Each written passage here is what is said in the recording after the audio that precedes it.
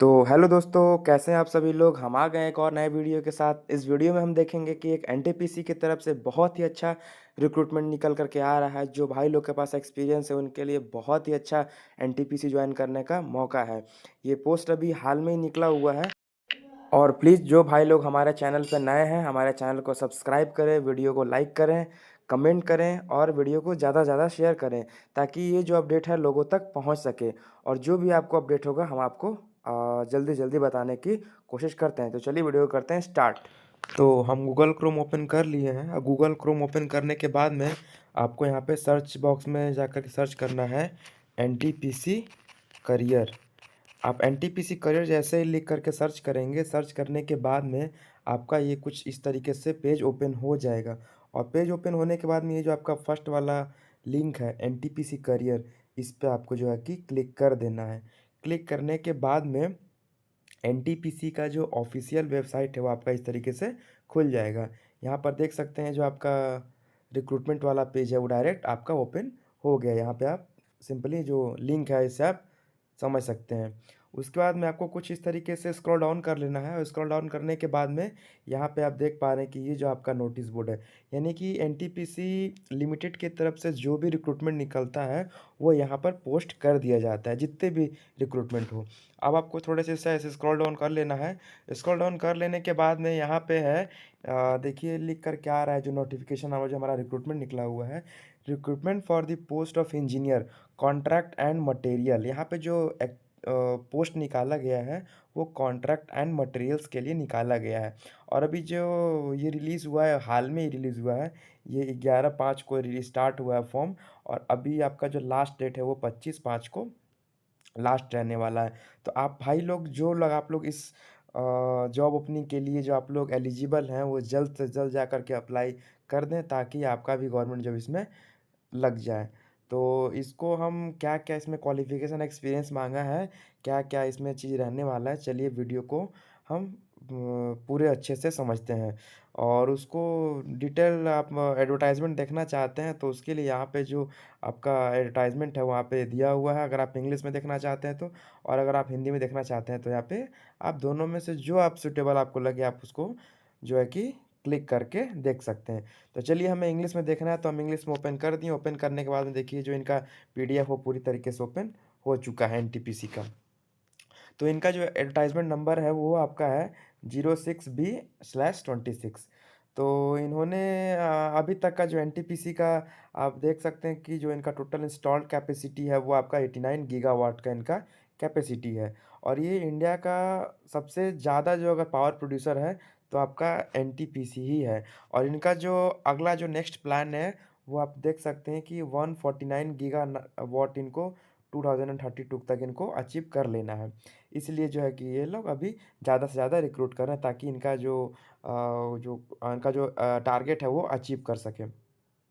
उसके बाद में जो देख रहे हैं कि ये एक्सपीरियंस वालों के लिए निकला हुआ है, जो भाई लोग के पास एक्सपीरियंस है वो अप्लाई कर सकते हैं। तो यहाँ पे आप देख सकते हैं कि जो टोटल नंबर ऑफ़ वैकेंसी है वो आपका 25 रहने वाला है। यहाँ पे क्लियर देखिए कि मेंशन किया गया है। उसके बाद में जो क्वालिफ़िकेशन की बात करें तो क्वालिफ़िकेशन में देख रहे हैं कि आप अगर इंजीनियर हैं, यानी कि अगर आपका बीई बीटेक जो है इलेक्ट्रिकल, मैकेनिकल या इलेक्ट्रॉनिक, या आपका जो है कि सी&आई में हो या सिविल में हो, और आपका अगर मार्क्स एटलीस्ट आपका 60% है तो आप इस पोस्ट के लिए एलिजिबल हैं। उसके बाद में और उसके साथ में आप देख रहे हैं कि जो आपका एक्सपीरियंस होने वाला है वो मिनिमम 4 ईयर का पोस्ट क्वालिफिकेशन एक्सपीरियंस होना चाहिए। अगर आपका जो 4 साल अगर मान के चलिए कि ट्रेनिंग पीरियड काउंट करके हो रहा है तो भी आप इस पोस्ट के लिए अप्लाई कर सकते हैं, क्योंकि इसमें लिखा हुआ है इंक्लूडिंग ट्रेनिंग पीरियड, अगर आपके पास है तो। उसके बाद में जो है कि अगर आपका 4 साल का एक्सपीरियंस है, उसमें से यहाँ पे लिखा हुआ है out of which minimum 2 year experience should be in contract purchase store. अगर आपका 4 साल का एक्सपीरियंस है तो उसमें से जो है कि आपका 2 साल का एक्सपीरियंस कम से कम आपका कॉन्ट्रैक्ट एंड परचेस में होना ही चाहिए, उसके बाद ही आप एलिजिबल हो पाएँगे। अगर हम अपर एज लिमिट की बात करें तो हम यहाँ पे 32 साल एज अपर एज लिमिट होने वाला है। अगर जो भाई लोग 32 साल से ऊपर है वो अलाउ नहीं है इसमें, आप इसके लिए एलिजिबल नहीं हैं, तो कृपया वो लोग फॉर्म को फिलअप ना करें। अगर ग्रेड और पे स्केल की बात करें तो सैलरी बहुत अच्छा रहने वाला है, आपका E2 ग्रेड मिल रहा है और सैलरी जो है यहाँ पे आपको 50,000 से 1,60,000 के बीच होने वाला है। और ये जो सैलरी है वो आप डिपेंड करता है आपके वर्क एक्सपीरियंस पे कि आपका वर्क एक्सपीरियंस का कैसा है और आपका इंटरव्यू कैसा होता है। अगर हम टोटल ओपनिंग ब्रेकअप की बात कर लें तो आपका जो है कि अनरिजर्व में 13 रहने वाला है, ईडब्ल्यूएस में 2, ओबीसी में 6, एससी और एसटी मिला करके आपका टोटल 4। तो टोटल जो नंबर ऑफ ओपनिंग है वो आपका 25 होने वाला है। उसके बाद मान के चलिए कि अगर आपका जो है कि यहाँ पे एनटीपीसी में एग्ज़ाम और इंटरव्यू के बाद अगर आपका सिलेक्शन हो जाता है, तो आपको एक छोटा-सा मेडिकल टेस्ट होता है जो कि एनटीपीसी के किसी भी जहाँ पे इनका यूनिट है, वहाँ पे आपको करा दिया जाएगा।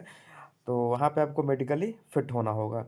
और उसके बाद हम जो है कि जनरल अगर हम कंडीशन देख लें तो आप लोग इसको कुछ-कुछ है चीज़ें पढ़ लीजिएगा कि आप इसमें सिर्फ़ नेशनल जो इंडियंस वाले हैं वही एलिजिबल हैं और जो आपको इसमें एज रिलैक्सेशन है वो आपको उसके अकॉर्डिंग आपको मिल जाने वाला है। सारी चीज़ें जो है कि जनरल टर्म्स एंड कंडीशन में लिखा हुआ है। आप इसको वन बाय वन करके पढ़ लीजिएगा अप्लाई करने से पहले।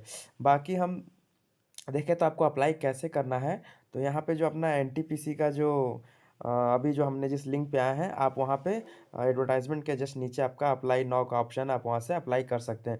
और इस पेज पे आने के लिए आप जो है कि www.ntpc.co.in पे आकर के उसे करियर सेक्शन में आकर के आप अप्लाई कर सकते हैं।